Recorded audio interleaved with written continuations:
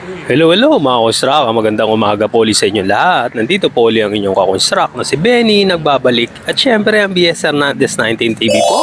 Welcome back po muli dito sa aking channel nga po. Maraming salamat sa walang sawa niyong pagsuporta dito sa aking channel nga po. Nga pala ang content natin ngayon, meron lang po kaming gagawin na ayan, second floor na slab nga po, extension. Ayan, kung nakikita nyo nga po. Ayan. Ito yung nakaraan na ginawa ko nga po na roof framing. Ayan. Ngayon, nandito na po kami nagawa sa slab na. Slab na nga po yung aming ginagawa ngayon. Bale, ang ginamit po na materyales dito, tubular na 2x3.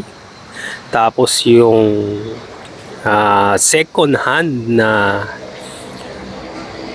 corrugated roof nga po, ginamit rin dito. Yung tinanggal nga po na bubong, na dating bubong, yun na lang po ang pinansaig dito sa gagawin nga po second floor na slab para medyo makatipid rin po sa materyale.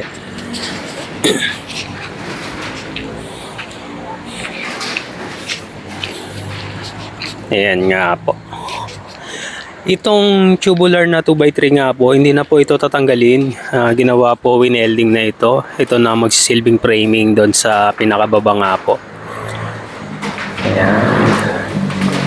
Naka-welding po siya ng maayos doon sa mga biga nga po. Ayan, paikot. Tapos kung bubuhusan naman po, mag-addition na lang po ng ilang support sa ilalim, pampatibay para meron pong support kung sakali magbuhos nga po. Syempre mabigat po ang semento, buhangin, ayan, graba. Kailangan may support rin po sa ilalim.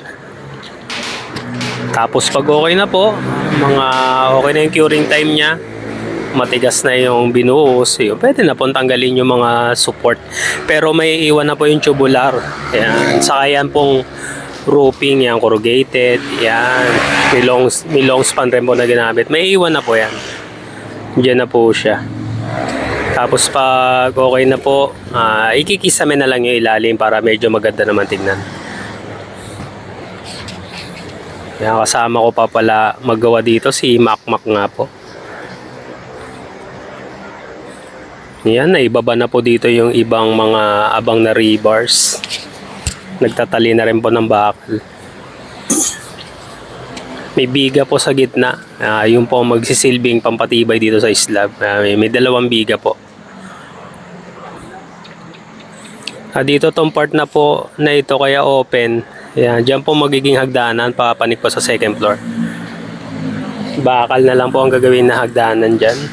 Hindi na po papabuhusan na may-ari. Bakal na po yung hagdanan. Yun, ayos. Panibago po natin project to. Yan, nakapagkabit na po ng ilang rebars po nga po dito, 10 mm. Tatalian na lang, isiset na lang na maayos. So, paano mga konstrak? Hanggang sa muli, maraming salamat sa walang sawang yung pagsuporta sa aking video vlog nga po sa aking channel.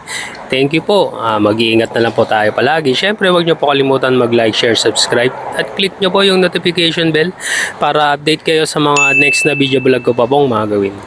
Muli po, bye-bye po. God bless. Thank you.